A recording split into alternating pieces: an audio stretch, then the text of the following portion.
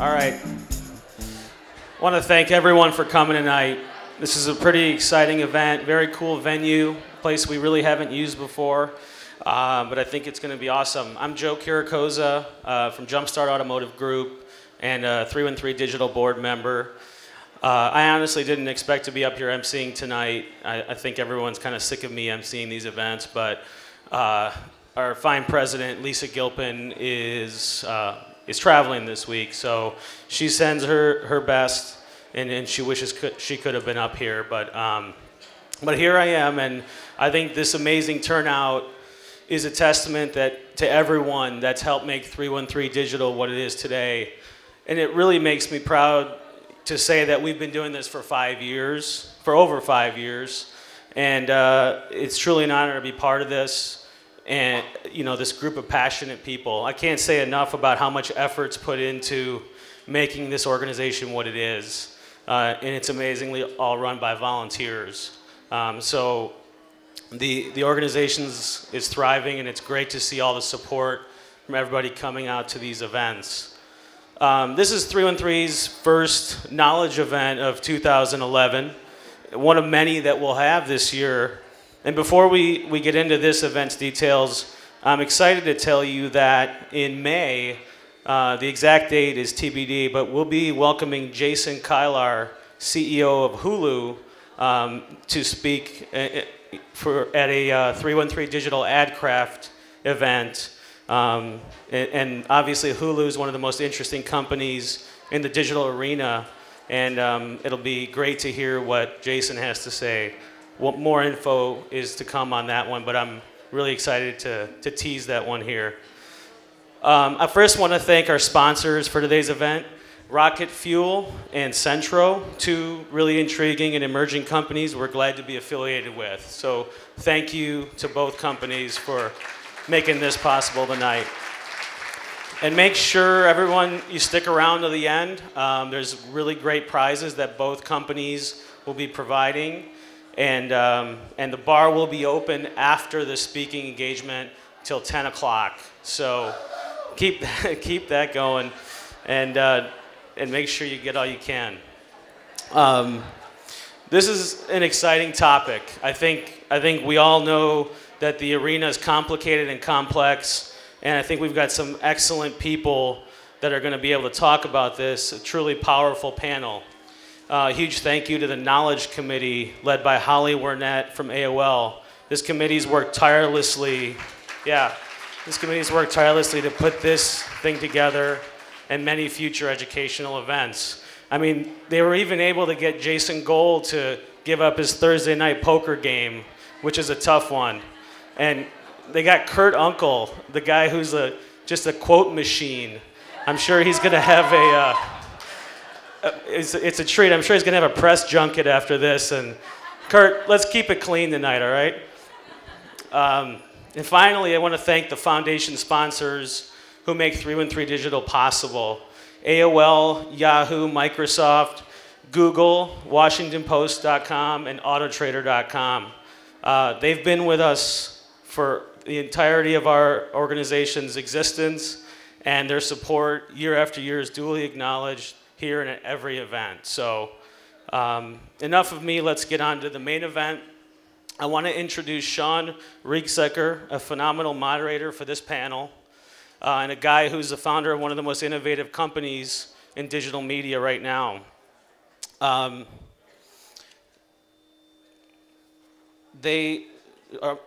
Shawn he leads Centro's vision and strategic direction as the founder and president. Shawn's the recipient of the Newspaper Association of America 2008 Advertising Person of the Year Award for his contributions to the newspaper industry. Additionally, he was an Ernst & Young Entrepreneur of the Year finalist in 2008.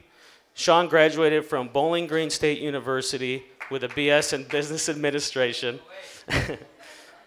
Centro is a digital media services company and the creator and provider of Transys, the first front-end to back-end media automation software to help advertising agencies increase efficiencies, save costs, and scale more effectively and profitably.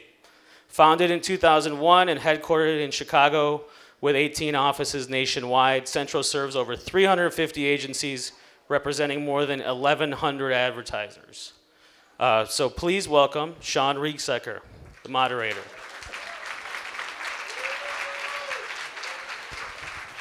Thanks, Joe. You got it. I had no idea I was going to get that kind of an introduction, so it's much appreciated but not needed. So very excited. Appreciate everybody coming out. Let me see if I can. I'm slightly short, so I may have to adjust it. Wow, that's perfect. So tonight, don't want to do a lot of preamble. We've got an incredible lineup of speakers, people from across the country to discuss an incredibly hot topic, which is the future, something we probably should all be interested in at this point. So our goal tonight is to inform, is to educate. It is also to challenge and hopefully entertain. I've asked them to drink before the panel, and there was a minimum 3 drinks required, and I think they've all hit it, so we're on track. You know, I've always said how it's interesting that if you come into our industry and you read the press today, I think you know, if you were a Martian, you dropped in and you read the press, you would think that our entire industry today is being bought, you know, in real-time bidding, through, you know, some acronym that we don't exactly know what it stands for, off of an ad exchange, and the question is, what does all this mean? And so we really want to try to work that through tonight and put things in the right perspective overall. But before I introduce the panelists and bring them up here, I thought it would be good to run through a few slides to try to educate everyone in exactly what we're talking about. I know a lot of you guys are in the industry and you probably all know what everything means, but I'm sure there's a few of you who, you know, can't tell the difference between a DSP or an SSP or RTB or ATD or, you know, into the AOR. And so I'm gonna hopefully take just a few minutes to do that, and then we're gonna get into the meat of the discussion. I also want to mention this. Would love your participation.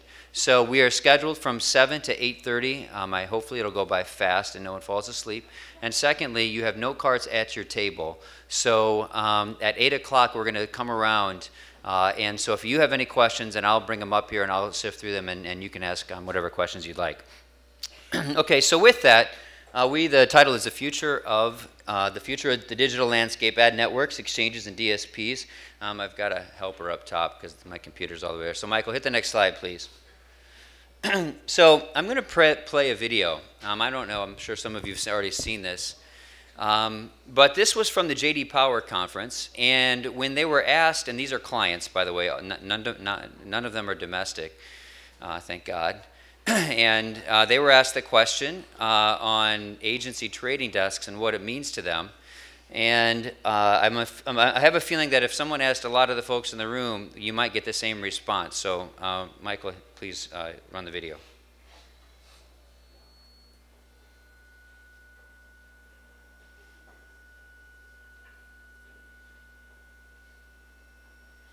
We're also going to have another discussion that's a little more contentious, I think, and that's the question has come up. How do you feel about agency trading desks? Do you feel there's a conflict of interest? Say it again. Agency trading desks, you know, DSPs. You worked with them? Do you have any perspective on them? I'm not familiar. Yeah, I'm not familiar. Okay. So maybe that's a problem. Okay. Yeah. well, That's my point of view. I can name them, but I won't bother. Okay, we'll have a whole panel on that. You can learn all about them. It's the most you'll see the world's most confusing chart, even worse than anything that Jeff Schuster showed you. You'll see the DSP landscape, and it's pretty crazy. Okay, so hopefully tonight, by the end of this night, no one's going to be asking that same question, and we're all going to be able to answer this very intuitively. Okay, so if we can run back to the next slide. So this is a slide I'm sure that everybody has seen. Oh, actually, I'm sorry. I'm jumping ahead one slide. You're okay, Michael. Go ahead. All right, so I just want to actually quickly do the glossary of terms so that when we hear these tonight, people can follow along and understand exactly what we're talking about. So by this point, I hope you all understand what an ad network is. No need to go into that. So an ad exchange is obviously a place where publishers can put their inventory into it and allow people to purchase it in a pretty open and transparent fashion, now being done with real-time bidding. ATD, if you hear that, it's an agency trading desk. We'll show you where that's at in the process. AOD is audience on demand. That's really the fact that you're targeting people. You're not targeting pages. DSP is a demand side platform. A DMP is a data management platform. Then we have data marketplaces where you buy data from. And then you have, you can't see these, but the RTB is real-time bidding. So RTB, real-time bidding. And then you've got an SSP, which is a sell-side platform. I'll show you where they fit in a moment. Okay, next slide. All right, so I'm going to go through each logo on this slide. So you've all seen this. This is actually shows pretty much what happens today in our industry. So all the way to the far left, you've got the advertiser, and all the way to the far right, you've really got the audience, which you're trying to reach, and they go through the publishers. And this is our industry in between. Now, I got to tell you, you know, it's really amazing to me how anyone, or specifically your boss, would ever think that you could possibly keep up on this industry. I mean, there is almost 500 companies in the middle of what you guys are trying to do, and you guys are trying to work your butts off. You're trying to get the client what they need. You're trying to get things, you know, out in a timely fashion. How in the world do you have time to meet with all these companies and keep up? I mean, it is a mess. And so we'll try to break a little bit of this down. But for tonight's purposes, although we've got agencies going all the way to publisher data, you can't see this very well in performance. Let's go to the next slide. We're going to cut out a few of these and really talk about, let's see if I can move around. Does this work? So we're going to talk about media, the media buying desks, or what we'll call agency trading desks. Okay, that's where that falls into. And in there you've got Acuin, you've got MIG, WPP, Vivaki, Publicis, Cadreon, IPG, Adnetic, Havas, Varic Media Management. What did I forget? Where's Acuin? Oh, that's Omnicom. That's Omnicom's brand. And then we'll go to the DSPs. And so you've got MediaMath, Invite Media, Turn, DataZoo, X+1, Efficient from Frontier, Triggit, and Susan from Triggit is with us tonight. And by the way, we have Kurt Unkel from Vivaki from that box. Then we have ad exchanges. So you've got the double-click ad exchange with Google. You've got Right Media. You've got you know, the Context Web, OpenX. And then we have Kelly from Right Media with us tonight. You've got the data aggregators. This is where the data comes from through this. We don't actually have a representative here. And then you've got the ad networks. We have Don Kennedy from advertising.com, where we know where that's at. And then we have vertical ad networks, and we have targeted ad networks. And then finally have the yield optimization companies. And this, what we call the Rubicon Pubmatic ad melds, those are the SSPs, the sell-side platforms. So that's what it looks like. Go ahead through the next slide. Go ahead, next slide, Michael. So I'm going to leave this slide up. I call this the digital landscape for dummies. I actually was a little busy and kind of working late last night doing this, so this is pretty horrible, but I'll do it anyways. All right, first click. So we start with a brand. Okay, we got that. Next click, we have a person over here. All right, this is the goal. This brand is trying to reach this, and it's not just any person, it's a very specific person. And that's really what, you know, real-time bidding is all about. So let's just show how all the acronyms we just laid out, how it falls into play on a very basic level. Okay, next click. So the person goes to the internet and they visit publishers, and that's really, okay, so we got publishers. Okay, next thing, brands use ad agencies. Next. Now the ad agencies and the holding companies have all formed their trading desks. Okay, and the trading desks partner with companies called DSPs, okay, demand-side platforms. Demand-side platforms are really technology-based companies. They're kind of pipes into ad exchanges and oceans of inventory. Next click. You can't see this because it's fallen off the map down here, but it's called, this is what we call data marketplaces. So in order for the agency trading desks and the DSPs to do their job well, they have to understand the data. And so they buy it off of companies such as Blue Kai and Exolate, and there's a bunch more inside of it. And then they also pair it with client-specific and client proprietary data at the agency trading desk level. Next. And then the publishers. Now the publishers have a goal. Okay, the publishers want to get as much revenue for their impressions as they possibly can. So step number one is they try to sell it directly. Okay, step number 2, if they can't source it directly, they have a few specific premium partnerships.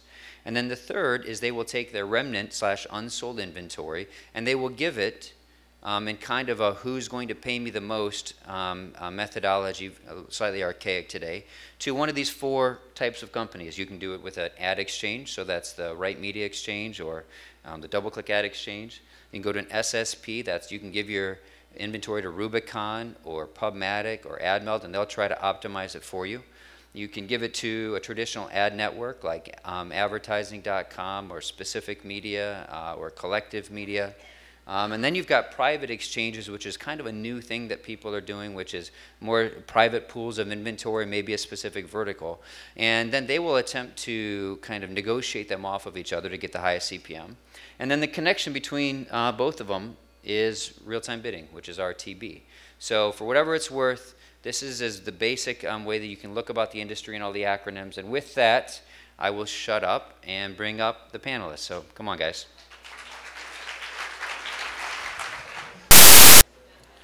Okay, I will do some introductions. Now, I don't think we have a Twitter hashtag for the event, unless someone knows it, do we? Because Kurt Unkel is on the stage, and therefore everything is fair game and tweetable for anything he says. So everyone get ready. Utter crock of shit. We will have a beer break, I think, sometime around 8 p.m., just so everyone knows. So everyone get ready. Okay. I will actually start all the way at the end and come back. So you know him, you love him. It is Mr. Kurt Unkel. He brought his fan club with him. That's nice. I paid them.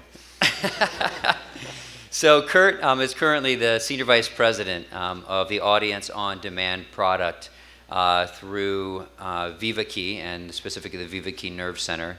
Kurt has been in the industry quite a long time and primarily helping run operations at GM and PlanWorks for a few years before moving over to the Vivaki side. Then we have Mr. Jason Gole, fan club. Oh, Jesus. Well, we know who's liked better now, don't we?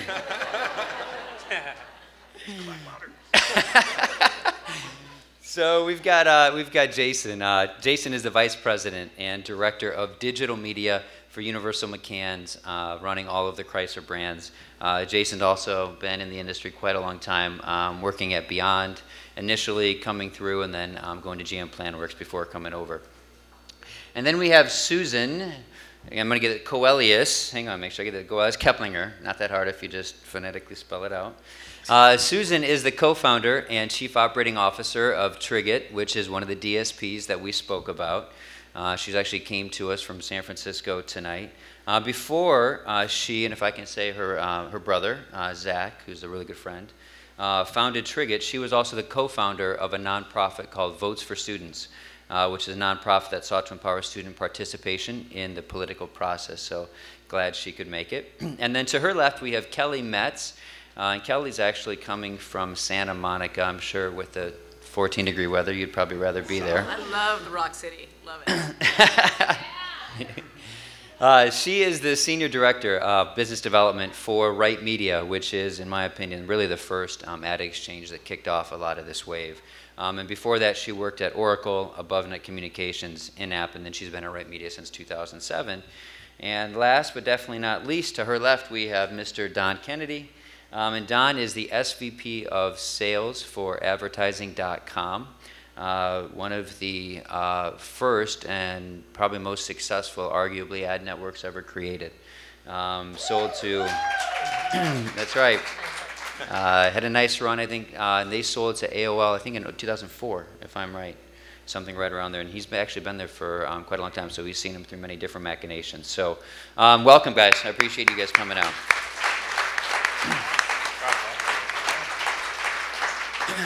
Okay, so let's actually, we're going to try to go maybe a little bit big to small here, and we'll start off with Kelly. And so, Kelly, so Right Media, as I mentioned, was really the first true, real ad exchange that started out there. Started in 2003, and what was the thesis behind Right Media? Why did ad exchanges come into it? 7 years later, are purchased by Yahoo. Okay? Can you also talk about why it was started? What did you guys get right, and maybe what did you not get right, or what would you do over if you look back? So, so I can't really speak to why it was founded in 2003. Can we hear okay, by the way? So pull the mic closer. I wasn't actually at Right Media in 2003, but I've heard stories, shall we say. And Mike Walrath, who founded the company, certainly indicated that his experience was that ad.com was dominating the network space. They were controlling all the supply, all the inventory out there, and he wanted to start an alternative ad network that could compete. Having come from DoubleClick, Mike had a lot of friends in the business who were trying to do similar things. And what they discovered was they couldn't get the reach, the scale that they needed for their campaigns, even though they were able to attract advertisers to their networks. So Mike decided he would open up his platform, his network platform, to others to trade on it. And it became a media trading platform, now known as the Right Media Exchange. And he added a lot of functionality to what was there originally, and he kept the network. The network remained a part of the business, but he then white labeled that solution as an exchange for everyone to use. It started again as a network platform, so most networks that were using it started their entire business on it, and some continue to run their entire business on the Right Media Exchange today. And really, it was the first platform that created the idea of the virtual private exchange, the link-to-link relationship where you control exactly who you have relationships with. And that concept is still sort of revolutionary today. You'll see it being reintroduced by people and acting like it's new, but it existed in 2004 and it exists today. And it's sort of surprising to me how many concepts are new again, you know, given some of the advances that we have made. That's great. So Don, you, at the time that Mike Walrath did this, was the 800-pound gorilla. He was. Okay. You've lost some weight since then, don't worry about it. So the ad exchanges hit the scene. I mean, you guys are dominating the market at this time, okay? Making way too much money for everybody's comfort, probably. Ad exchanges come. How do the ad networks feel about it out of the gates? How do the ad networks feel? What do they do? And what's the relationship that they had then, and what's the relationship today? Yeah, I mean, it's a good question. I think Microphone. 800-pound gorilla in a much smaller market. I think our revenues are like 10x what they were then. But I think we were initially actually enthused by it, right? I think you had reached a point where you reached a certain inflection point where you began to get saturation in the marketplace with other competitors, and I think that their idea of bringing all this inventory together, obviously very, very shrewd move, but I think for the right people and the right folks, and I would put us into that bucket, it's actually a good opportunity, right? And it's a good opportunity for folks with solid technology. This is obviously pre-RTB, right? So I think what you saw 5 years ago was primarily other ad networks in there, right? Trading, arbitraging. But as the technology has evolved, I think it creates even more of an opportunity for the savvy, technologically savvy organization to be able to buy at scale, to be able to buy the right audiences. And we continue to be a big customer and really see it as a part, you know, as a core part of our strategy. So just define that, a customer of the exchange, what does that mean? I would say that when we look at the key pillars of our inventory on a day-to-day basis, we'll look at AOL, exclusive proprietary inventory, we will look at direct publisher relationships, and then we will look at all the exchanges again as a third pillar to that business. Okay, so Kurt, it's been said by agencies quoted much, I don't think you've actually been on record for this one though. You know, agency executives say we should have never let the ad networks exist. You know, that was a mistake on our part when we look back. Vivaki jumps in early to the exchange space. So why did you guys jump in? How do you feel about the network relationship today, and where's the future of that going? Sure. Adjust this a bit. So I don't know, about 2006, 2007, on GM had a lot of, you know, information about people coming to the websites, and we're making creative decisions off of that. But when DoubleClick launched the ad exchange, it gave us the first chance to actually go out there and buy inventory, that, you know, retargeting inventory, do something interesting with this data. And so, you know, what we ended up doing inside Vivaki, that was a really good idea. Getting into the exchange space just was a natural next step. How do we kind of scale that up? And I think the single biggest thing the exchanges brought to the table for us as agencies was the removal of risk. I mean, we as agencies, we're agents, right? We're not going to we're not going to go out and buy inventory in an upfront fashion and take on the risk of trying to find will this inventory match perfectly to this client or not? We have a responsibility to our clients to buy exactly what they're looking for. And so up until that point, we needed networks. Networks were facilitating, taking on that risk, putting together essentially a marketplace we could participate in. But as the technology's now gotten to a level of maturity, that risk is sitting back inside the publisher house or sitting somewhere else. And it lets us go to the market and actually buy stuff more directly in a way that we just couldn't do before. So I think we needed networks. The network model is going to have to continue to shift into being a technology provider or being a provider of media you can't get somewhere else to be relevant. Otherwise, it's an agency. It's providing a media buying service for clients who maybe didn't have an agency or something to that effect. So that may be where the future goes for that. But for us, from a holding company perspective, if you're selling media that I can't get, you're selling data I can't get, or you have technology that is compelling, then we're in that market to buy that stuff and look at how we can leverage it. So, well, most of the ad networks, Don, let me have you respond to that. Most of the ad networks don't have AOL proprietary inventory at the scale that you guys do. Okay, so you're in a bit of a special bucket there. Okay, but when I hear Kurt talk, if theoretically, if the agency trading desks are ultimately successful, why is there any need for a network in the industry going forward? Well, I think the networks in the future, I do think we're at a really key point for networks. I think when we came out of the gate and grew and sold, it was validation of a model, right? And I know we'll talk about margin later and everything else, and I definitely have some thoughts on that. But at the same time, what you saw a ton of VC money come into the space. And you saw at one point, you go to different presentations, you would hear 100 networks, you'd hear 300 networks. There was some guy from Goldman or somewhere that said there's 700 ad networks, right? So what I think you saw is a lot of folks come in who said, oh, this is an easy business and I'm going to go out there and sell, and it was easy to get meetings and appointments, but what value did they really bring to the table, right? Could they actually drive results? Did they bring differentiated inventory? Did they have the guts to go out and cut, sorry, it's taco night. I got a little ahead of myself there. And actually cut aggressive exclusive data partnerships. So I agree completely with Kurt that the networks have to continue to evolve, and if you do not differentiate yourself in some sort of performance element to complement what a lot of these guys are doing, you're screwed. Pure and simple. Susan, love to have you respond to that in your view on the ad network space, and then Jason, just you're from an agency point of view, how are you guys feeling about the trading desk versus the networks? Well, I have a DSP, and we think all ad networks are going to die. We think it's really inefficient. We work with billions of impressions and millions of websites. That's what we have access to every single day.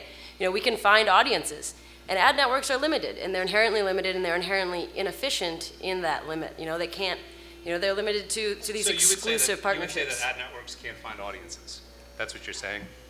No, I think that as more inventory moves onto this system of real-time bidding, because you can buy an impression. I'm sorry. I thought you just said you couldn't buy audiences. I wasn't sure. I didn't hear you right. No, I think that you can buy an audience. The question is, can you buy it at the size, scale, and transparent nature that you can buy it off of an exchange and you can buy it in real time? Well, if we're really going to be honest, the best way to buy audience is on a guaranteed basis where 70% of the inventory actually is, but... Yeah, but it's not efficient. Let's go! I'm an ad exchange. I agree with you. I'm just saying. Yeah, no, market reality, 70% of the inventory. Talk about that. Well, I was going to say, when we, even in our world, right, we've got people that are, I want to find this audience, but at the same time, you want to drive an upfront commitment, I want to buy a marquee placement, I want sponsorship. How you define an audience isn't actually well defined. So when a pure play comes in, I want a performance goal or I want a very specific audience, then there's a lot of opportunity in this marketplace. But when people are just wanting the easier buy or want to kind of lock something in and own it outright, and they're calling that audience, it's a little bit of a nomer. But well, if you could tell Ford Motor Company that they could lock in a car and tender audience on a guaranteed basis for 2 months, I think they'd go for that. I think we find that with the right data in the secondary marketplace, we can prove efficiency to reach the same amount of audience without those marquee placements. And it's a lot cheaper. All right, so Susan, there we go, Susan. Way to go. Let's talk about that. the cheap factor. So here's the thing. So let's kind of set this as an issue. This is a big issue on the table. Let's go. Okay, Kurt, totally agree with you. In theory, forget about what I call complex display, homepage takeovers, sliding billboards, stuff like that. Okay, if a square and rectangle, whatever. Okay. If all the premium inventory exists in an ad exchange, you as an ad agency have pure automated, there's very little need, just go with me, very little need for labor at the level that you have it today to buy all this archaic waste stuff, okay? I'll go with you. My activation team would not agree. But. That's right. You're just getting the kinks worked out. Don't worry about it. It's coming.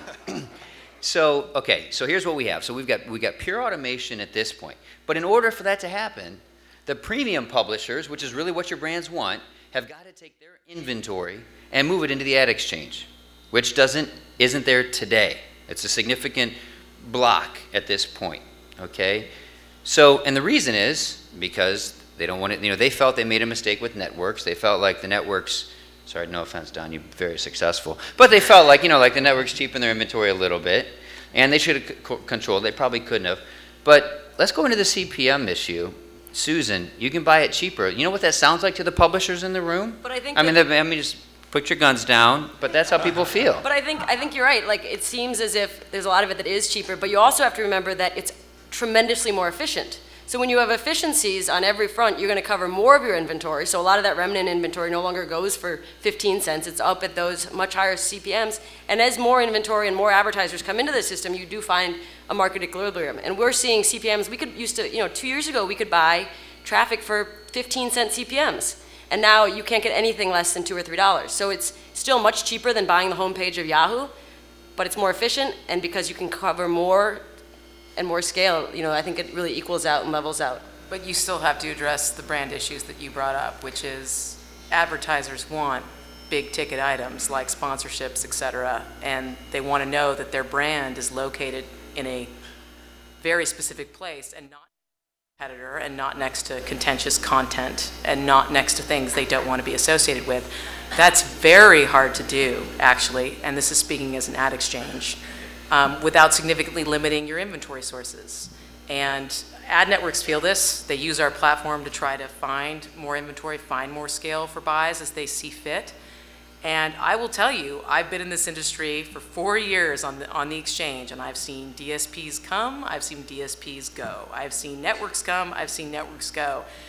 The problem remains the same, which is you need quality inventory with the right audience for the buyer. But we can do that. You can choose your audiences. You can go in and you can build a site list around what you want. That's the beauty of RTB. If you want a really refined site list, if you want to go in and only buy from top sites, okay, now, okay, so let's actually, and Jason, you look good sitting there, by the way. Nobody knows.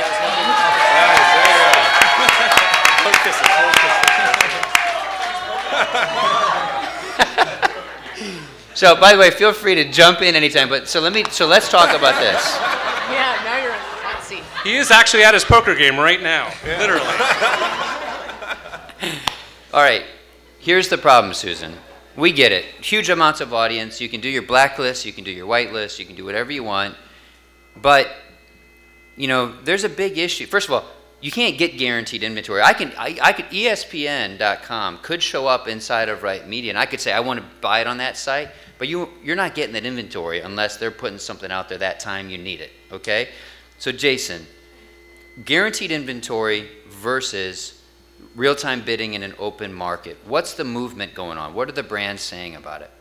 You might want to use Kurt's. It might be easier then. He doesn't need to hog it. Well, I mean, we use the technology. The behavioral targeting is great, right? It delivers us an audience. It delivers us scale. I mean, we have found limitations at times over the years that there is a certain amount. You hit a threshold, right? You have efficiencies to a certain point, and then you start to pump more money into the market, and you lose those efficiencies. So, I mean, we definitely see that there's got to be a balance there, that you've got to have a media mix in place, and we have found limitations in the network space. Mm-hmm. Do you feel, and Kurt, love to get your perspective on this. Well, actually, let me do a quick straw poll, starting with Don and going to the right. I saw a report actually yesterday. AdMeld came out with a report that Forrester did for them. And it said that this last year, 2010, was a $350 million RTB market. Okay, they said it's going to double to about $800 million this next year. In 2011, 8% of the display market will be bought RTB. And that'll be up from 3% in this year. Okay, so that's just a, you know, taking the temperature where we're at. Level set. 8% of all impressions online are potentially RTB. That's right. This year for 2011. That's right. And I've seen projections that, you know, so well, actually, here's my question. 5 years from now, or so 5 years, 11, carry the 1. 2015, we'll go with 2015, 4 years. What percentage of all display is going to be purchased via RTB through any one of these fours, the exchanges, SPs, or, you know, SSPs or ad networks? So we were starting, what, second to the left and then down? Yeah, that's right. I mean, I don't know.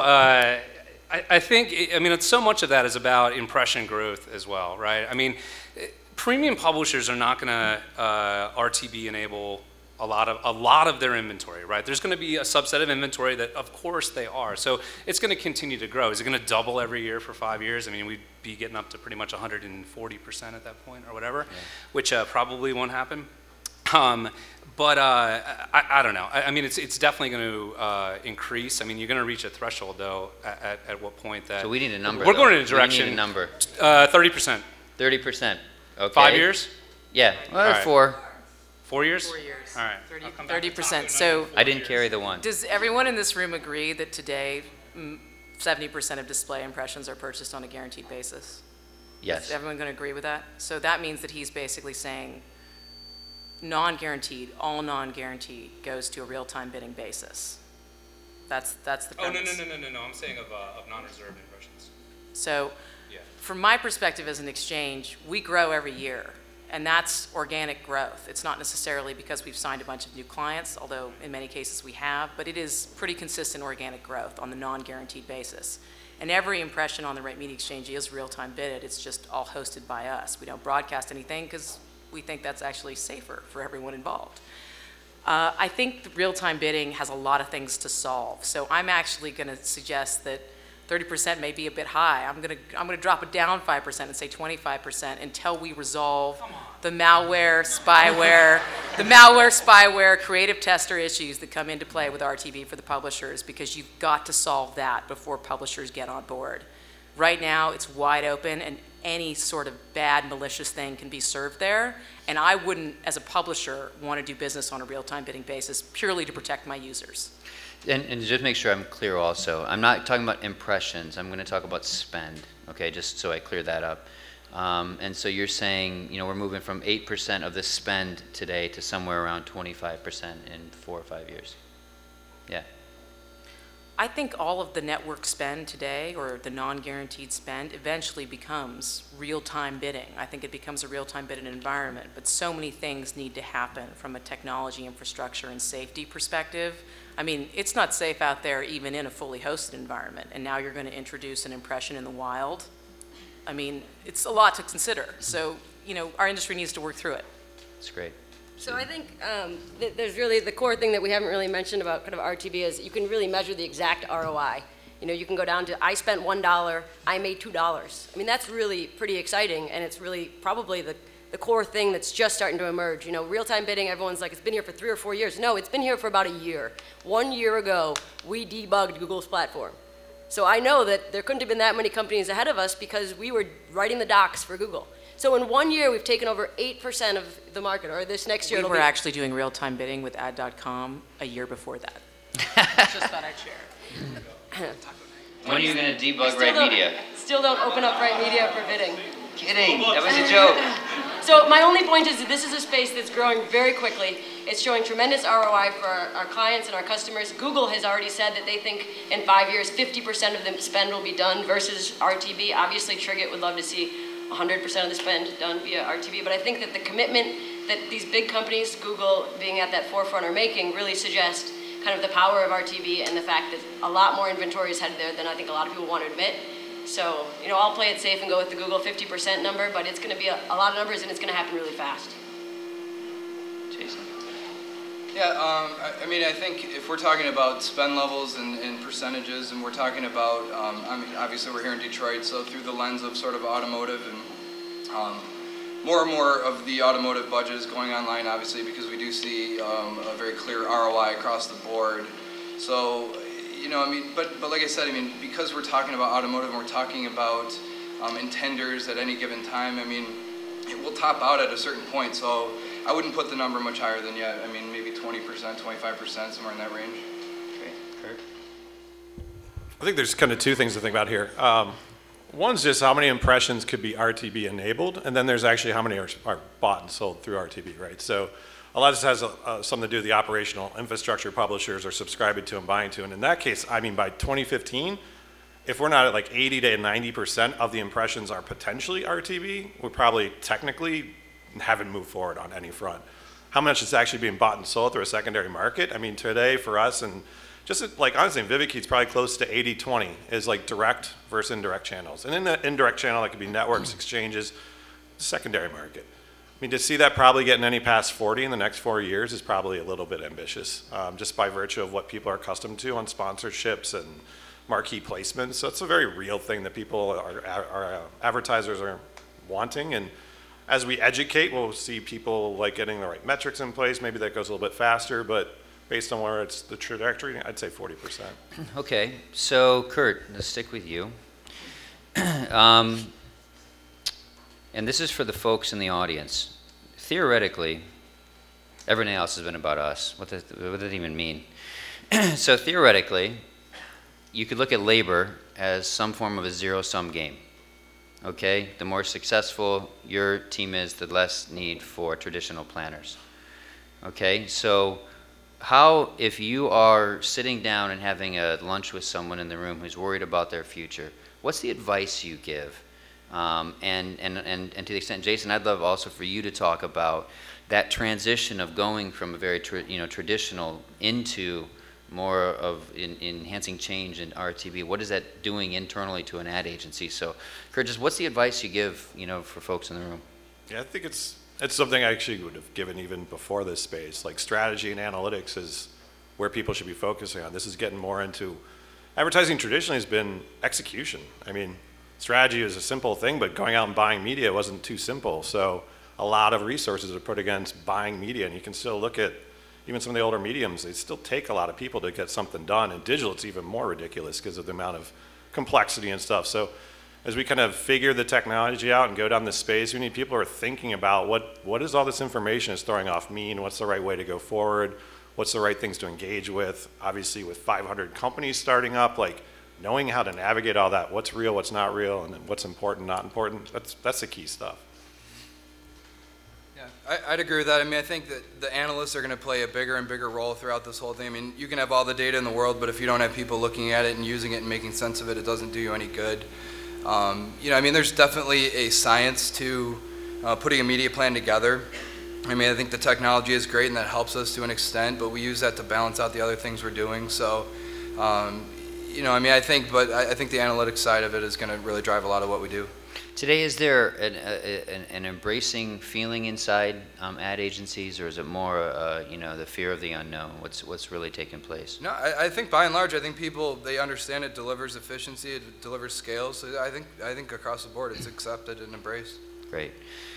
So this is for everyone, okay? Every single thing tonight that we are talking about in its current state exists with an unidentified cookie that is dropped on a person's machine. Okay, we all know, and the drum beat gets louder every single month. Change is coming because we haven't changed fast enough.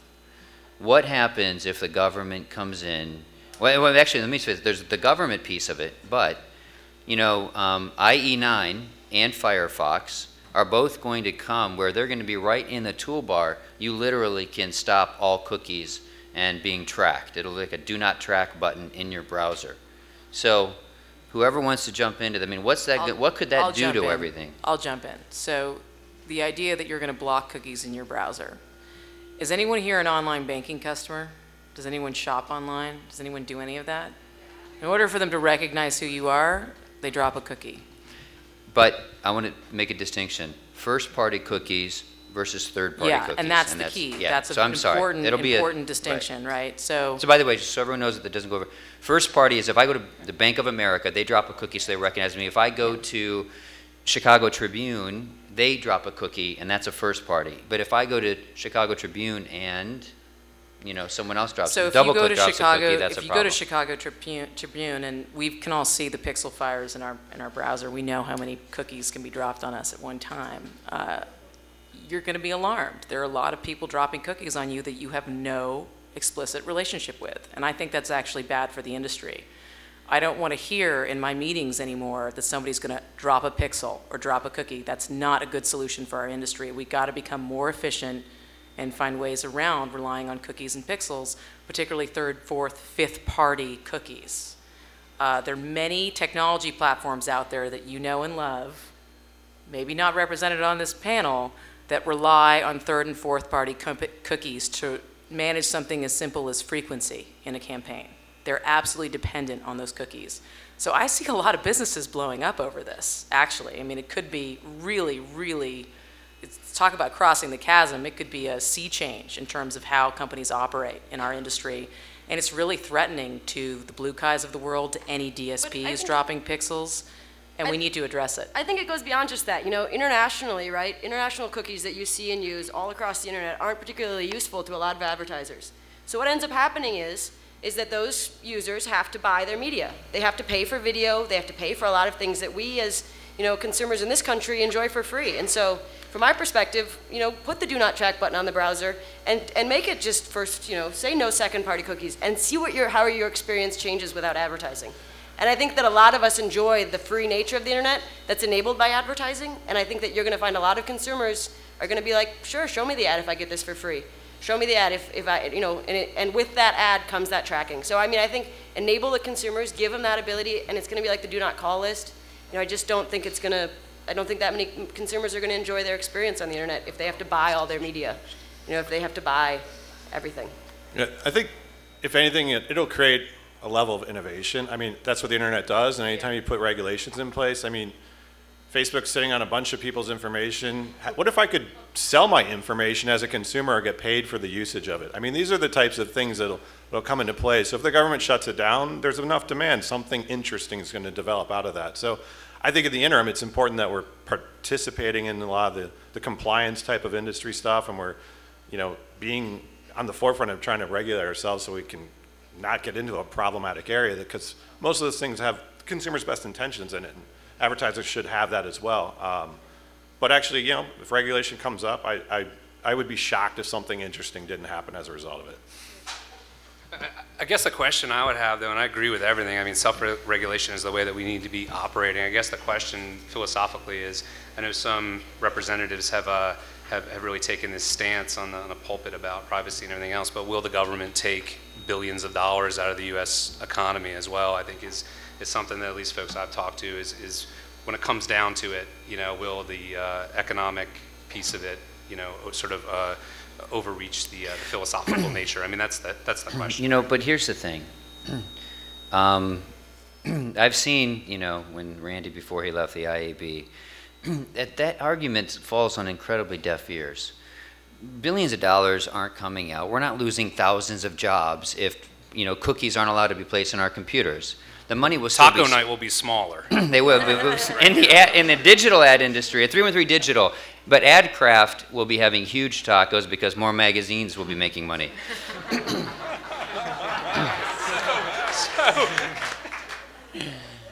So Town criers will be back in business. Yeah, town criers. It'll be great for the newspapers.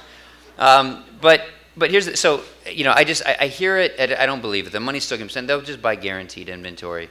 Susan, I also want to just clarify, at least in my opinion. Feel free to disagree. Theoretically, New York Times will block someone coming from Uruguay because they're not making advertising dollars off of that person. But once again, that's a first-party relationship. As long as I will allow New York Times to set a cookie on my computer, but I won't allow specific media because I don't know who they are. I mean, I do.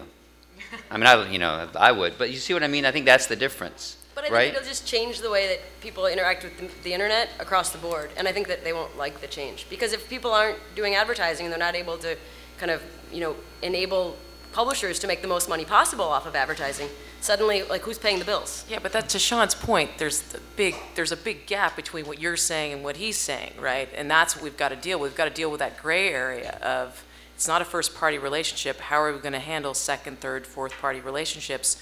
Should they exist? Why did they exist? And how do we inform the consumer and get their consent? And that's what we've got to talk about and deal with. Well, I think, so we I regulate really think ourselves. Kurt made a good point. I think that you'd be surprised the innovation that can come out of a situation like this. Yeah, and and for whatever it's worth, real quick, sample of 5. Do you think we're going to get regulation or not? Yes? Yeah, raise your hand if you believe we are. Limited, okay. It's So going to take a while to get through Congress. Okay, wisdom of crowds. Does anybody think that this industry will ever have self-regulation? All right, I didn't think so. We're really bad at it. We are. There are those elements. We're taking the OBA compliance type stuff and the work that's going on through those areas. So there's definitely some self-regulation going on. Will it happen consistently? Like without some sort of government overhead, maybe not as aggressively as it could. But major advertisers are going to do it because it's the right thing to do. And you'll see probably scale up from there, but maybe not 100% compliance. And as the industry, and Randy made this point, we don't actually invest in helping ourselves. We spend so little on lobbying Washington compared to other industries like the movies or television, or even the recording industry spends more money than we do. So, if we want our agenda achieved in Washington, we actually should support the efforts. Great. Okay. Time to pick up the cards. So if anybody's got questions they want to put out here, Sarah, do you have the picture for me, please? We're going to take a 30-second break while I fill everyone's cups up. That's fantastic. I was shocked when I Oh, learned. garçon. I think we're all in on this one. They get to watch us. Yeah. Each year, networks and exchanges committee as far as like getting the compliance thing together. Am I taking my brother's role? Like those IAB committees were a joke. Not because everybody's like, yeah, sorry. Yep, I know. Nice little treat. It's our lobby is not quite as powerful as we need it to be in the media.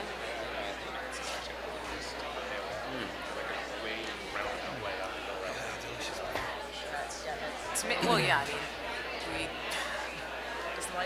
it's amazing. We're like, but Okay, we're back in business. So we have to have a corporation, which we all have to donate to. Shh, do not make me get my guitar out right now, because I feel like it. All right, so let's keep this going. Let's go back to the video that I played earlier from the JD Power. Okay, and Kurt, let's kick it over and start with you. The agency and client relationship. We saw from the clip from JD Power that, when DSPs are brought up, none of the clients had ever even heard of them. What's the relationship today between a client and their agency when it comes to trading desks? How transparent are agencies today, and what's the level of transparency we should expect going forward, or clients should expect? Sure. I think for us, 2010, probably January, most people didn't know a lot. There was a couple key clients that probably would have understood it, but the rest are just kind of, what are you talking about? Even most of the agency teams kind of following along with that. But I think for us, it obviously scaled up rapidly, did a lot against education. And I think the relationship between a team like mine and a client, we're built to be an executional hub to help support the strategies of our agency teams, not really to be the face team. Happy to go in and be that, expertise on it, but generally speaking for us and what we're trying to do to scale, we're kind of a support team. So I think over time, though, a lot of people are interested and want to understand more and more about it, and we spend a lot more time out there kind of explaining it, talk about the marketplace. Been to several clients where you kind of just outline the market, kind of all the moving parts, and the fascination they have with it is just unbelievable. So, we just thought it was we're going to be the geeks in the back of the room nobody wants to hear from regularly, but I think they're starting to want to hear from us a bit more, so it's good. Jason? Yeah, our clients have embraced it. They're very, very well informed on the space, and we're extremely transparent about what we do. And You know, they understand the power of it and what it can, you know, offer us. And I mean, we don't have, you know, the same size budgets as a lot of our competitors do. So we really have to out-innovate a lot of people, and this technology, this platform helps us do that. Okay, so in line with that, I've got one question from the crowd. And I think it goes back to just, it's like these, you know, ATD, agency trading desks, are black boxes. Nobody knows exactly what you're doing. You are the geeks in the back of the room, right? So here's the question. I'll read it verbatim. You'll love this. How much should agencies mark up the inventory they sell through their trading desks? 15%, 30%, 45%? Well, from our perspective, like, we're on a platform, we got to perform. So whatever we're basically, from a service model, we've got a standard model. So we're not a black box to our clients. We might be a black box to people in the marketplace, but so what? That's we like that. But at the end of the day, I mean, this is actually for us to perform, and as being something in-house, I got even more scrutiny on that type of stuff. So, you know, that type of answer is driven by really what the results are at the end of the day. Do the trading desks have a PR problem in the market today? In the market? I mean, yeah. I mean, you're taking it from a lot of sides in the press every now and then. we take it from people that probably are threatened by it, right? When we actually sit down with clients and explain what it is, we're a buying team that's out there supporting it. They have a deep appreciation for that. There's no bullshit. We're on the agency side. We're explaining exactly how this ecosystem works. A lot of what we're built from is predicated on issues that we had as agency buyers on trust and transparency and actually seeing things happening and being on the sort of the wrong end of the stick with regards to intermediaries. And so this is kind of fueled out of that frustration. Like, this is stuff we should have more control over, and that's actually what we've done and built. So I think from a client perspective, no, there's actually no issues. We actually have great conversations, great relationships. People that are threatened by what we do, yeah, they're pissed off. And so what? Do you tell your clients how much you mark up their media? We have a service model, right? We're an agency, so it's the same type of structure. So at the end of the day, people that need to know.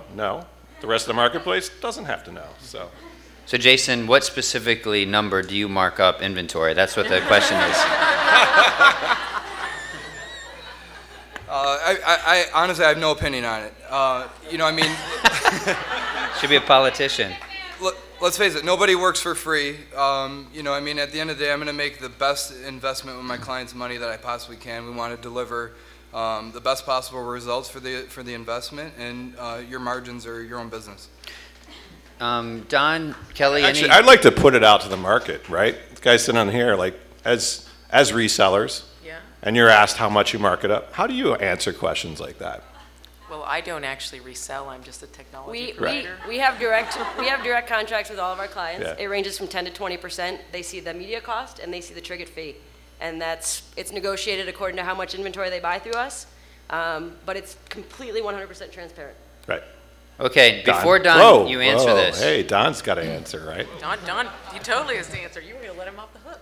1,000%. Thank you. It's all marked up total. He's all not lying. He's not lying. It's like a bunch of Monopoly men walking around. It's just. No, I think the majority of the business we've done over the years has been on a performance basis. So it's relying on the deals we can go out and negotiate and how well the technology works. But at the end of the day, if you're held accountable to a back-end number that you've got to meet come hell or high water, and that's the only way you get paid, if you make a healthy or fair margin on that business, then you're running a good business, right? I think that some of the networks, I've always said that, at the cross where a client is successful and we're making what we think is an acceptable margin, that's a good campaign, that's a scalable relationship. If it is skewed too much in one side where the network is making too high of a margin, shame on the network, but enjoy it while it lasts, but it's not going to last because somebody's getting worked over in that equation, and it's the advertiser, right? Okay. And our advertisers are smart, and those relationships crumble, right? So it's the key to metrics. I mean, it's a big piece for us in education. Like, you should have a metric, there should be accountability. This question should be simple for anybody to answer, that A versus B is better. And from our perspective, there's efficiencies out in the marketplace, and we're taking advantage of those efficiencies as a trading desk and working in exchanges. It's a big issue, margins. And look, the fact of the matter is the biggest problem most companies suffer from is there's not enough margin. okay, theoretically. So we have ad agencies, we all know, I mean, it's razor thin margin. You guys are eking out profit wherever you can get it.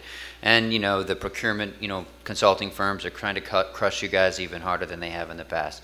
That's difficult. As Susan said, you know, the margins aren't network margins that you get in the DSP space, and so you've got to make it up on volume. We get that. So let's talk about how the RTB and the trading desks are affecting it. So Don, let me come back to you now. I don't think it's a big secret that ad agencies for the past 10 years have been, you know, 50% above margins, okay, on CPM stuff. Not saying ad.com. No, I'm not saying. I'm not even. We're just saying the ad network business is living, you know, has lived healthily in a 50%. You know, some higher, some slightly lower, but it's well over 40% margins. Not profit margins. We're talking media margins, gross margin. Okay. Okay. All right. Oh, you want to try to fight me on this right now? Or, oh. No, not without your guitar. So I mean, this has got, I mean, the success of this has got to be killing the network margin business, or not? No, I don't think it is. I think for the good networks, and again, I spoke earlier about sort of this Me Too rush into the marketplace with 100, 200, 500 networks or whatever. I think that if you have something as a differentiator and you can continue to evolve and continue to work with the trading desk as a complement, offering something that they can't just get on an exchange, or, you know, maybe not through some of their endemic buys or what have you, I think you can continue to run a very, very healthy business. You've just got to be smarter and work harder at the relationships that you have. I mean, I think the margin thing is kind of funny in a sense that for years it was agent, you know, the sort of the perception was that networks were making all this margin. But if I look at the landscape now, and I look at that back there, and I look at Terry Kawaja's messy slide, you know, which, by the way, is a guy ever made more money off of one slide that he's created. He's a genius just for that. But, you know, I walked around ad tech this year, and I did it with, like, looking at $1, right? And I walked around, and I said, there's a nickel there, there's 2 cents there, there's another 4 cents there. So I don't know if it's so much more efficient, are we just redistributing the cost out? Right? I mean, nothing's free. I mean, every piece along the way takes a little bit. So, you know, I've seen certain examples where I look at it and I go, well, that's more expensive than a network. But, you know, I mean, I think in a lot of it's how it's presented. And I just think it's something that doesn't go noticed a ton. Yeah. That's why it's key. You got to have a metric. You got to know how much. You got to get away from cost and into value. Right. And I think every time that people and clients or anybody focuses on the costs, you're missing it. If you focus on how you're creating the value, you're going to find actually a lot of those technologies aren't adding much value, right? They're just a cost thing. And if I layer it in there, like, it didn't have enough lift to make it interesting. So the vast majority of those startups are useless. Right. I mean, honestly. And it's really picking the right ones, and how do you thread that stuff together is kind of the way forward. Though I'll throw it out there that we found it really interesting that, you know, with some of our big clients, we work primarily direct with clients. We don't go through a lot of agencies. And we're 50% of the cost, even when you factor all those things in. And, you know, our biggest problem is just there's not enough inventory in RTB. And as that grows, I mean, we are 50% the cost with the same performance. I mean, that's a pretty compelling argument. And so, you know, the publishers are making the same amount. And so. Sure. I lost my thought. Profit is not a dirty word in the industry. I don't know why people make it out to be. For the record. This is actually, so a question from the audience goes back to Kurt, and you just brought up metric. So here's the question. If a metric is a metric, then why do advertisers, and I would even say, I'd even maybe rephrase it to say, you know, if it's a person you're going after, then why do advertisers pay higher CPMs for homepage placement overall, specifically even on the portals? So Jason or Kurt, you want to jump in? I mean, each element of the media plan serves a specific purpose. So, I mean, it goes back to what's the objective of the campaign. You know, if it's awareness, if it's something you're trying to get the message out, we can do that using those very high-profile positions. Like I said, there's always a need for that sort of you know, that targeted media that you want to try to, you know, acquire as many cost-effective conversions as you can. But that's only got a place within the media buy for us. And there's, you know, there's you can't replace something like a homepage with something like that. Mm-hmm. Kurt?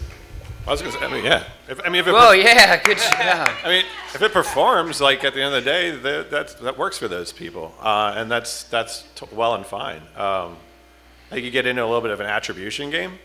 And home pages have just a mass amount of impressions, and a lot of people visit those. And when you actually look at attribution about how does this conversion get attributed back to the impression, big placements that have a lot of impressions and they're the last thing you're seeing for the day or something to that effect, you see fairly often, they'll win that out. So there's a big messy CF of a situation in attribution that on some levels needs to be figured out before anybody can truly understand the value of any of this stuff. Great. But it's too complex right now, so it is what it is. Mm-hmm. Any other comments on that? Home pages are rad. What's that? They're rad. Though I'd be compelled to argue they're kind of archaic, because at the end of the day, the reason that we originally bought Yahoo.com was because it was really difficult to aggregate that many impressions across all those other pages, right? It was really difficult for media planners to go and find these really targeted blogs and say, hey, I want to buy a placement on your page, because to get the relationship and the payment and just that whole structure of ad tags, it was really hard, right? But now with exchanges, it's possible. Well, speaking for my parent company, Yahoo, the homepage is still rad. Okay, and it drives a ton of traffic.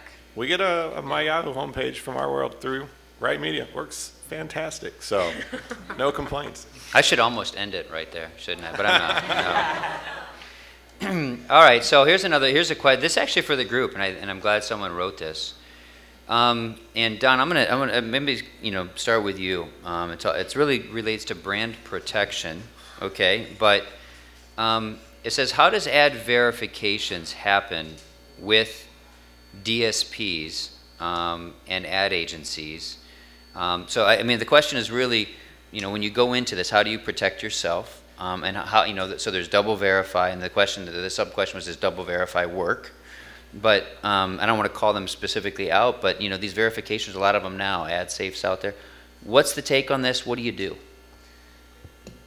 Well, I think for years we've tried our best to, through automation and through the way we buy media, right? We employ a very large group of people that maintain relationships, almost like a sales relationship with publishers, to make sure that we can minimize that risk as much as possible.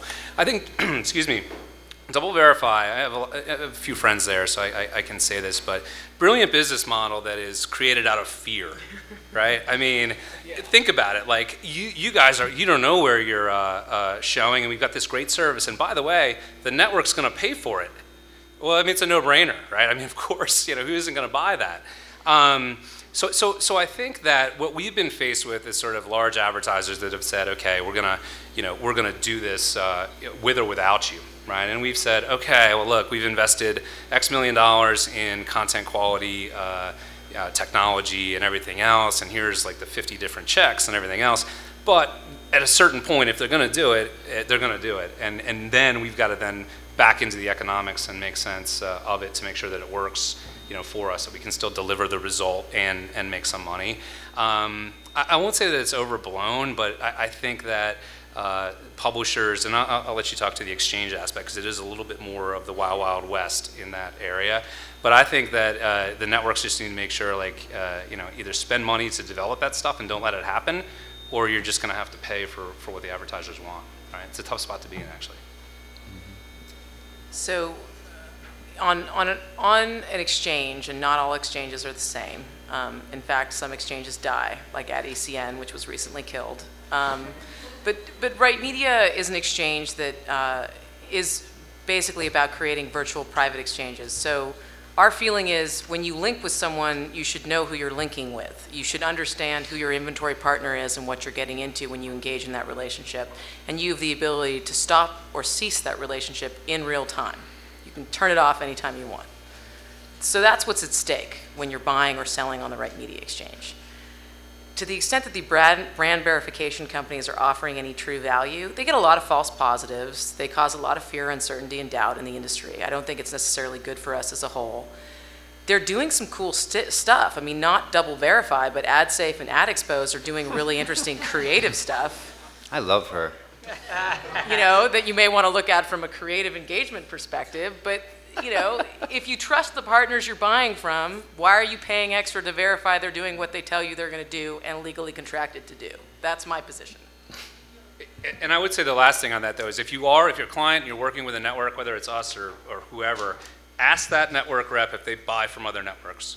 And if they do, then you are at risk, right? Because buy from a network, who buys from a network, who buys from a network, you don't know what you're getting at that point. And that control should be there for... Don, real quick, 15 seconds on that. Is that rampant in this industry? Absolutely. We get calls every day to buy our inventory, to buy AOL's inventory, to buy ad.com. So if you are Won't do it. a buyer and you're going to buy from an ad network, you ask the question. I would does ask your that every network time. Buy from another ad How network? do you and how do acquire you guarantee if inventory? they say no, we don't? How do you? I mean, what do you just take them for their word? Well, I don't know. Lie detectors. There's okay. waterboarding. All right. There's a whole procedure that you could go through on this. Even in RTB, right? When you're Put it in writing.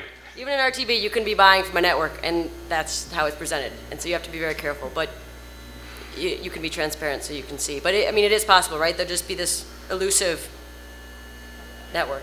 Well, that's true. I mean, theoretically, you can go. I mean, and I know you guys already have it enabled, where you could directly RTB off of ad.com. And we don't always know what's inside of that. Close. So Not yet. You can do that. Okay, working on it. But a lot of other whatever. networks you can. I guess I have no idea what I'm talking about. Jason Kurt on this. Yeah, I mean, it's frightening. I mean, it's one of the things that keeps me up at night. I mean, it's, you know, we've gotten, you know, What's the other things? I mean, you've gotten those, I've gotten those calls throughout my career, you know, like, or you get that screenshot sent to you, and it's horrifying. It's embarrassing for everybody involved, you know, and you have to have a tremendous amount of confidence and trust in your partners that, you know, that they are doing the right things. And it is kind of frustrating, and sorry, Paul, but that you have to pay another company to watch over them to make sure that they're doing the things they said they're doing, that they're, you know, running your ads in the right place. So, yeah, it's frustrating, and you know, you just hope that stuff, you know, is all above board. Mm-hmm. It's kind of the reason we created what we did in Vivaki, in the sense that we should know what we're buying, and if you're getting thousands, if not hundreds of thousands of sites aggregated together, that's not easy. But to your guys' point, like, we should know who we link to. Like, when we're on Right Media, like this stuff. I mean, even though we'll still find somebody selling through, what was that, like lazygirl.com? And there's some site that just keeps coming through different links that we have, and it's like tracing that down and figuring out how did that get in there and get that stuff out. I mean, it's not easy, and it's got to take a specialty team, whether you do that in-house or through external resources, to monitor for that, because this is a challenge in buying that many thousands of sites at once. But there's no reason going, especially with exchanges, that you can't have a transparent list and always know where every single one of your ad is running. So if someone says, like, I'm not going to tell you, that's not really an acceptable answer anymore. Yeah, but we're also in an industry where ad tags get hijacked. I Right. mean, bad stuff happens. Things redirect around, and we want to be monitoring for that. It's a risk. It's a risk in the industry. It's not necessarily unique to ad exchanges or networks or real-time bidding. It's just part of what happens. It's just bad characters. It really is. Exactly. Shady characters. Yeah. This is, and hopefully we've got another minute if you guys can stick with us, because I think this next question's good. Just a quick personal comment on that, because we've worked with ad verification firms at different times, and I've always found it to be a no-win game for the ad agency. In other words, if the report comes back and says you did what you said you were going to do, you don't get a prize. You know, all you can do is lose. You know, I mean, it's like, you know, it's like they just, you know, the client says, well, good, that's what you should have done. That's what you got a day off from looking at these damn reports of, here's a knife on a cooking site, it's tagged murder. What the hell am I supposed to do with that? You know? Right, right. So this next question comes to really the concept of a little bit more direct response versus brand. I want to throw out a statistic that I think is pertinent to the future of exchanges. Let's go back to that concept of, theoretically, for the ad exchange to be uber successful, we need premium publishers or great publishers to put quality inventory in that. That's a need. Now, a lot of people will look at time spent with media, and they'll say 35%, you know, 30 to 40% is the average time spent, depending upon the demographic, on the web. But only $15 of all advertising in the U.S. is spent on the internet. So everyone goes, okay, well, that 15's got to move up to 30 or whatever, and maybe there's some equilibrium there. But the problem is the 15% number, and I think the statistic is so interesting. That 15% is a lie. 35%, it's made up of two things. It's bifurcated. 35% is made up of direct response advertising. 35% of every direct response dollar in the US is on the internet right now. 6% of brand dollars today are currently on the web. The projected growth is in brand advertising, okay, over the next 5 years, greater than anything else. And theoretically, what that says is that as brands move on, what do they want? Well, they want, you know, well-respected publishers, guaranteed, you know, a lot of that stuff, and we could argue a little bit about, they like to know that stuff. And you would say, well, that's going to put pressure, demand pressure on premium quality inventory. Therefore, is the future, you know, need going to be for publishers to put out there? I think it's a big question. I don't even know if I've got an opinion or an answer on it. So I'm going to put that out there and then move to this specific question, which is that when you think about direct response versus brand, do you look at everything through an in-market lens, you know, today through the trading desk, or does brand mean anything to Vivaki? I mean, for us, when the value prop pops easier for performance guys, but a lot of the education we have is how do you help a branding client figure out an engagement metric or figure out some sort of, you know, proxy for success that's behavior driven, so that you got a feedback loop, so you can kind of constantly make a choice out there. And I think this is where the clients, the big brand clients who adopt this across the board, figure out that metric, their digital dollars start going up pretty quickly. So a lot of this is educating clients and thinking about, what do you want your advertising to do? What sort of behavior response do we want to have happen? Because we can actually track a lot of that. And when we get into that, you know, a lot of that's behavioral driven. And when we put into you know, what kind of attitude shifts are going on, I think there's a lot to still be learned there. I mean, you know, whether we've got the right monitoring system in place to even pick up the hits, a lot of that's up for discussion. You know, WPP keeps making a lot of money with dynamic logic, but, you know, we'll see. See, I don't know if it's telling us a lot, but it's all about the brand studies. Yeah, it's all about the brand studies. And they're bad. They're bad. Yeah. I mean, they're not. Jason? We have high hopes for attribution. I mean, that you know, once we can start to figure out that this impression here led to eventually conversion down here, then that'll make us feel a lot better about what we're doing up here. You know, it's so funny, and as someone who's got a company who has worked with you guys for many years and sold to you, you know, I think it's a good question, because so often we come in, we're looking for behavioral target, or we're looking for in-market. I don't think I've had that meeting yet where someone says we're looking just to brand, you know, right now as what we'd like to see, at least coming through the network-esque type of component. So we saw other things. Do you agree with that, or disagree that those conversations aren't taking place a lot? Yeah, I don't think the network's the first place you think of for branding. I mean, we know what happens. I mean, obviously you see an ad impression, it has some effect on you, but that's not the first place we think of. Mm-hmm. Sure. Any comments? Well, I'd say we do a lot with the audience stuff, right? This is helping educate people on, well, as you define an audience and we go out there and pinpoint and reach them, that can be compelling. Same time when you put a performance metric on there, you got to ask yourself, was reach or was driving a conversion your key goal? And that's another educational piece. But I think people who are defining an audience and want to reach them, I don't even, you know, for whatever metric it may be, are finding the behavioral aspects of online pretty compelling. That's great. Yeah, I would say I think that there's some real strengths in the audience model. I would also say, though, that what we can't do is can't rely 100% on that for an online strategy to say that, you know, I've got this audience of 20 million people and I'm going to serve them whatever, you know, and you run the risk of bombarding these folks when we say, okay, do we change the metrics a bit, attribute value in that pool differently, and say there's another couple 100 million people out there. How do we go impact those folks, turn them into an audience? And I think, like, all of us have a responsibility. Everybody in this room is relies on this medium for our livelihoods, and you know, what do we do from an attribution you know, perspective to bring some of those offline dollars online, right? If there's a, you know, what we're working on right now is trying to figure out online to offline. Nobody's really killed that yet, you know, and when somebody does that, I feel like a lot of offline dollars come online, which helps the entire industry raise up.